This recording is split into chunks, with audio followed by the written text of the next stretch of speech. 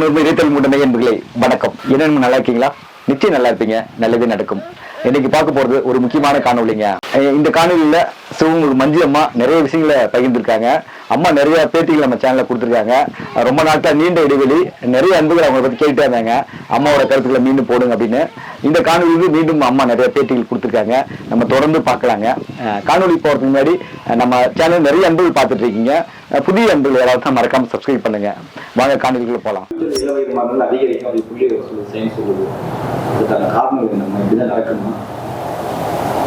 அது பதட்டத்தின் காரணம்ல வருங்கயா. அதாவது என்ன பண்றாங்க தெரியுமா, அதுக்கு ஒரு முக்கிய அறிவியல் சொல்றேன். ஒரு மனுஷன் வயதானவர்களுக்கு ஆட்டடக்கு வர்றது நிறைய விஷயம் இருக்குது. நம்ம இப்ப தூங்கிட்டு இருப்போங்கயா. தூங்கிட்டு இருக்கும்போது நிறைய பேத்துக்கு அப்படித்தான் அந்த நெஞ்சு மாரடைப்புங்கிறது வருது. தூங்கிட்டு இருக்கும்போது தண்ணி குடிக்க போவாங்க சிலர். ஒரு அசாதார தூக்கத்துக்கு மூளை நடமாடிட்டு இருக்கும்போது சோர்வு அடையுங்கயா. மூளைச்சோர்வு அடையும். ஏகப்பட்ட ப்ரெஷர் வரும்போது என்ன பண்ணும், அந்த வேகமா செயல்படுற மூளை சோர்வு அடைஞ்சிருங்கயா. சோர்வு அடையும் போது தண்ணி குடிப்பாங்க. எப்பயுமே மூளை சுறுசுறுப்பா இருக்கும்போது தண்ணி குடிச்சா தான் இதயம் சரியா பம்ப் பண்ணி கொடுக்கும். அப்ப மூளை சோர்வு அடையும் போது அங்கிருந்து என்ன பண்ணும், சோர்வின் திரவம் ஒண்ணு சுரக்க ஆரம்பிக்கும் மூளையில. அந்த நேரத்துக்கு ஒரு களைப்பா இருக்குன்னு தண்ணி குடிப்பாங்க. அந்த திரவமும் அதுவும் போய் அடைப்பு வரத்துக்கு வாய்ப்பு இருக்குது சிலருக்கு, ஒரு சிலருக்கு. ஆனா தூக்கத்துல எந்திரிச்ச உடனே தண்ணி குடிக்கக்கூடாது. மூளை சுய விழிப்புக்கு நல்லா இருக்க போகும்போது தண்ணி குடிச்சு மீண்டும் தூங்கலாம். சிலர் அப்படியே தடவிக்கிட்டே தண்ணி குடிப்பாங்க. அது மிகப்பெரிய தப்பு. அந்த தண்ணிங்கிறது குடிச்சிட்டு படுத்துருவாங்க ஜாமத்துல. அந்த தண்ணியும் அந்த திரவமும் இதை விட்டு போகாது. ஏன்னா மூளை விழிப்பு அடைஞ்சாதானே உறுப்புகளுக்கு கரெக்டா கொண்டு போய் சேர்த்தோம். உறுப்புகளுக்கு கரெக்டா கொண்டு போய் சேர்த்தா தானே உங்களுக்கு அந்த இருதயம் நல்லா வேலை செய்யும்.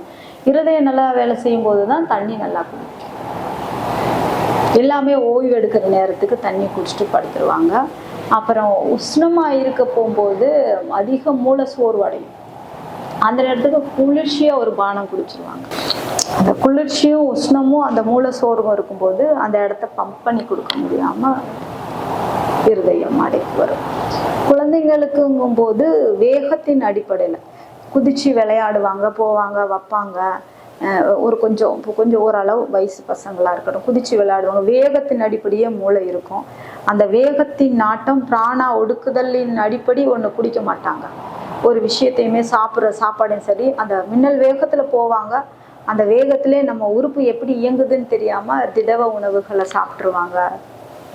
அந்த கூலிங் ஆனதெல்லாம் குடிச்சிருவாங்க. அது அப்புறம் அந்த மூளையெல்லாம் சரியா பண்ணி உடல் இருதயமெல்லாம் சரியா பம்ப் பண்ணி கொடுக்கறதுக்குள்ள அவங்க அந்த உணவுகளை கொடுக்கும்போது அது இங்க இருந்து அது கொஞ்சம் தயார் பண்ணி போறதுக்கு அந்த வழி வரத்துக்கு வாய்ப்பு இருக்குது இப்ப காலகட்டத்துக்கு.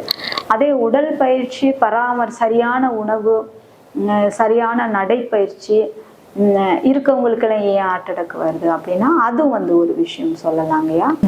அவங்க மகிழ்ச்சியின் அடிப்படையிலே ஒரு திரவத்தை சுரக்க வச்சிருப்பாங்க. நான் புத்துணர்ச்சியா இருக்கேன், நான் தினமும் உடல் பயிற்சி செய்கிறேன், நான் ஆரோக்கியமா இருக்கிறேன், நான் டெய்லி மன மகிழ்ச்சியில இருக்கிறேன் அப்படிங்கிற ஒரு எண்ணலையை திணிச்சுக்கிட்டே இருப்பாங்க. இந்த பாசிட்டிவ் எண்ணலை திணிச்சுக்கிட்டே இருப்பாங்க. அவங்களுக்கு இல்லை, இதுக்கும் ஒரு காரணம் கேட்பாங்க. அப்போ நான் உடல் பயிற்சி செய்கிறேன், நான் ஆரோக்கியமான சாப்பாடை தான் சாப்பிட்றேன், நான் நல்லா போகிறேன், எனக்கு ஏன் இருதய பிரச்சனை வருது அப்படின்னு கேட்பாங்க. அதுக்கு தான் அப்போ அவங்க நான் மகிழ்ச்சியாக இருக்கேன், நான் சந்தோஷமாக இருக்கேன், எனக்கு எந்த பிரச்சனையும் இல்லை, நான் ஆரோக்கியமாக உணவு உண்றேன், நான் நடைப்பயணம் பண்ணுறேன், நான் டெய்லி அதிகாலையில் எழுந்திரிச்சு விழிப்போட இருக்கேன், எக்ஸசைஸ் பண்ணுறேன், சரியான உணவு உண்றேன்னு அந்த பாசிட்டிவ் எனர்ஜியை திணிச்சு வச்சுருக்கும் போது அவங்க விஷயத்துக்குள்ள ஏதோ ஒரு கவலைப்படுற விஷயம் வரும்போது இந்த பாசிட்டிவா நல்ல எண்ணங்களுக்குள்ள அந்த கெமிக்கல்ஸ் திரவம் திறக்க போகும்போது அவங்களால அதை ஏற்றுக்க முடிய மாட்டேங்குது. மகிழ்ச்சியான இடத்துல ஒரு கெமிக்கலான திரவம் உள்ள வரும்போது அதை ஏத்துக்க முடியாம அந்த இருதயம் திணறிடுது. புதுசா புத்துணர்ச்சியா இருக்க இதயத்துல ஒரு விஷச்சொட்டுகளை கொடுத்தா அப்போ என்ன பண்ணணும், மனுஷன் புத்துணர்ச்சியாவும் இருக்கணும், வலிகளையும் தாங்குற கெமிக்கலையும் சுரக்க வச்சு தயார் பண்ணிக்கணும். விஷத்துல அதான் நவபாசம், விஷத்துல வாழக்கூடிய உடலை நம்ம தயார் பண்ணணும். விஷமே இல்லாத உடம்புல விஷம் கலக்கும் போது நச்சுத்தன்மை ஏறிடுதுங்களா? இதுதான் அதோட. ஏன்னா இந்த கேள்வியும் அவங்க கேட்பாங்க, ஏன் இருதயம் அவங்களுக்கு ஏன் ஹார்ட் அட்டாக் வருது அப்படின்னு. அதுக்கு இதுதாங்க. தண்ணி குடிக்க நிறைய குழப்பங்கள் இருக்கு. மூளை வந்து வெளிப்படைஞ்சோன்னு தான் தண்ணி குடிக்கணுங்க. மூளை வந்து தூங்கிட்டு இருக்கும்போது இப்படியே தூக்கத்திலே தண்ணி அடிச்சு கொடுத்தீங்கன்னா தண்ணி எடுத்துக்கணும். மூளை வெளிப்படைஞ்சாதான் உறுப்புகள் வெளிப்படையும். உறுப்புகள் வெளிப்படைஞ்சாதான் நீங்க குடிச்ச தண்ணி ஜீரணமாகி சரியா போகும், உறுப்புகளுக்கு கிட்னிக்கு சரியா போகும். அதுவே அங்கெல்லாம் ஸ்டாப் ஆகி செக்யூரிட்டி போட்டு லாக் ஆகியிருக்கு. அந்த நேரத்துக்கு நீங்க தூங்கிக்கிட்டே தண்ணி குடிச்சிங்கன்னா தண்ணியோட சேர்ந்து உங்களோட தண்ணி குடிக்கணுங்கிற தண்ணி குடிக்கிறேன் அப்படிங்கிறதுக்கு ஒரு தண்ணிக்கு ஒரு திரவம் சுரக்கும்ல, அவங்க 2 பேரும் இங்க தானே இருப்பாங்க. அதை என்ன பண்ணுவாங்க? விழிக்கணும். தண்ணி குடிக்கிறது குழப்பம். சில பேர் சுடு தண்ணி தான் குடிக்கிறாங்க, சில பேர் தண்ணி வந்து இயற்கை தண்ணி அப்படியே குடிக்கிறாங்க. மனசு பொறுத்துங்க. நான் தைரியமான ஆளுன்னா தண்ணி குடிக்காம கூட இருந்துடலாம். ஒரு நாளைக்கு 1 கப்பு தண்ணி போதும் எனக்கு. நான் கொஞ்சம் பயந்தவங்கன்னா 4 தடவை தண்ணி குடிக்கலாம். இல்லை எனக்கு என் உறுப்புகளுக்கெல்லாம் சுடுதண்ணி தான் சேரும், இந்த தண்ணி சேராதுன்னு தான் உறுப்புக்கு சிக்னல் கொடுத்துருந்தா சுடுதண்ணி தான் குடிக்கணும். அவங்க பச்சை தண்ணி அவங்க உறுப்புகள் புனிதமா இருந்தாலுமே அவங்க சுடுதண்ணி தான் குடிக்கணுங்கிற சிக்னலை கொடுத்துருக்காங்க. அப்போ வந்து நீங்க பச்சை தண்ணியை கொடுத்தா அது ஏத்துக்காது.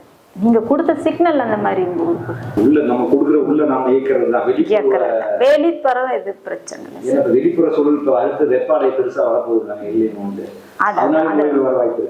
இருக்கு சாமி. அதுதாங்க சாமி, பயத்தின் பிம்பம் தான் சாமி உச்சின்னு. நான் இப்ப எல்லாம் தலப்பா தான் கட்டியிருக்கேன். நீங்க வந்தனாலதான் இப்ப எடுத்துட்டேன், தலப்பாலே தான் இருப்பேன். ஏன்னா தவமும் பண்ண போகும்போது இந்த உஷ்ணமும் சேர்ந்து நமக்கு உஷ்ணம் வரும்போது அதை கட்டுப்படுத்த தான் தவத்துக்கு தான் நம்ம அதுக்கு தான் உஷ்ணம் குறையும். அந்த உச்சி ஒரு இந்த அளவு இருக்கும், அந்த அளவை மூடிட்டு காதை பொத்திட்டோம்னால உஷ்ணம் கண்டிப்பா குறைய ஆரம்பிக்கும். நெத்தி பொட்டுக்குழி இதெல்லாம் அப்படி கரெக்டா மூடணும். இந்த நரம்பெல்லாம் மூடி தலப்பா கட்டணும். நம்ம விவேகானந்தர் ஐயா கட்டியிருக்கு மாதிரியெல்லாம் அந்த மாதிரி கட்ட போகும்போது உங்களுக்கு அதிக உஷ்ணத்தை, அதாவது 100% உஷ்ணம் உள்ள போறதுல ஒரு 50% கம்மியா போகும். உச்சந்தலை வலி தான் அதிகம். உச்சந்தலை கண்ணு காது அதுலதான் அதிகமா போகும். அதை கட்டிட்டா வராது. அதுக்கு தான் தவம் பண்றவங்க கட்டியிருக்காங்க. இது வெறிய நானே கட்டிட்டு இருப்பேன். இப்ப வெளில போறப்பெல்லாம் கட்டுறது, இன்னைக்கு பேட்டி கொடுக்கறதுனால கட்டல, ஒத்துட்டேன். தலப்பா கட்டிட்டு தான் இருப்பேன். இப்ப இந்த நான் எப்பயும் கட்டியிருப்பேன். நான் எப்பயும் தலப்பா கட்டி தான் இருப்பேன். அது என்னமோ தலப்பா இல்லாம என்ன ஏதோ ஓப்பனா இருக்கிற மாதிரியே இருக்கும். வெளிச்சிங்கிட்டதுக்கு அப்புறம் ஓப்பனா இருக்க மாதிரியே இருக்கும். அது கண்ணு கூசும். தலப்பா கண்ணா அந்த இது அலைகள் வெளியே போயிடும், அவங்களோட ஆற்றல் வெளியே போயிடும், கட்டிட்டாங்க சொல்லுவாங்க. ஒரு காரணம் இல்ல தலப்பா கட்டுறதுக்கு. அதை எடுத்துக்கிட்டீங்கன்னா அப்படின்னு இல்லைங்கய்யா, நிறைய விஷயம் இருக்கு சாமி. இப்ப இந்த முடி இருக்குது இல்லைங்க சாமி, இந்த முடியில வந்து டிஎன்ஏ இருக்கும். இப்ப நீங்க உங்களோட மத்தவங்களோட நெகட்டிவ் வந்து உங்க முடிக்கு தான் வரும். ஃபர்ஸ்ட் எடுத்துக்கிறது உங்க முடிதான் எடுக்கும். பாசிட்டிவ் முடி எடுக்கும். இப்ப பாத்துட்டீங்கன்னா இந்த ரகசியத்தை சொல்லுங்க, ரகசியம் தான். சரி, அது ஒருத்தருக்கு பாருங்க ஆன்மீகம் வந்து முடியா கொட்டும், அது நெகட்டிவ் முடி பூரா கொட்டிடும். பாசிட்டிவ் மட்டும் நிலைச்சு நிற்கும். உடம்பு சரியில்லைன்னா நெகட்டிவ் முடி கொட்டிடும். அப்ப வெளியில போனா அந்த முடியில தான் நெகட்டிவ் எல்லாம் வரும். எல்லாரோட கண்ணு தலைக்கு போச்சுன்னு தான் முடி எடுக்க சொல்றது. கண்ணுங்க நிக்குது, கண்ணு முடி சுத்தி போடு. அப்ப அந்த முடியில தான் கருமை நிறத்துக்கு தான் நெகட்டிவை இழுக்கக்கூடிய தன்மை இருக்கு. எந்த கருமை நம்மளோட கண்வெளியில நெகட்டிவ் இழுக்கக்கூடிய தன்மை இருக்கு. இப்ப அழகுங்கிறது எங்க இருக்கு? முடியில். அப்ப என்ன பண்ணுவாங்க, அவங்க அதை அறிஞ்சுக்கிட்டு அவங்களோட டிஎன்ஏ அந்த முடியில இருக்கும். அந்த முடி வந்து கீழே விழுந்துருச்சுனால அவங்க டிஎன்ஏ கஷ்டப்படுங்கிற ஒரு உணர்வு அவங்களுக்கு. டிஎன்ஏ கீழே விழுந்துச்சுன்னா எங்கேயும் போய் அது பறக்க இங்க அவங்களுக்கு குழப்பமா இருக்கும். கனெக்டிவிட்டி இருக்கும், முடிக்கும் டிஎன்ஏக்கும் கனெக்டிவிட்டி இருக்கும்போது குழப்பமா இருக்கும். என்ன பண்ணுவாங்க, இந்த முடி சிதறக்கூடாதுன்றதுக்கு தலப்பா கட்டியிருப்பாங்க. அந்த நெகட்டிவ் வந்து பாக்குறவங்க நீங்க நெகட்டிவ் இங்க வரக்கூடாதுன்றதுக்கு தலப்பா கட்டியிருப்பாங்க. அது ஒரு காரணம் இல்லாம உச்சின் சூட்டுக்கு தலப்பா கட்டியிருப்பாங்க. அப்ப இருளுக்குள்ள இருந்தா, தலை மூளை இருளுக்குள்ள இருந்தா அறிவு ஜாஸ்தியா வரும். வெளிச்சத்தை விட அறிவு இருளுக்குள்ளதான் அறிவு கிடைக்கும். இருளுக்குள்ள தானே உங்களுக்கு விதை விதைக்கும், வெளிச்சத்துல விதை விதைக்காது. அறிவு ரீதியா வளர்ச்சி நிறைய இருக்குது, நிறைய விஷயம் இருக்கு.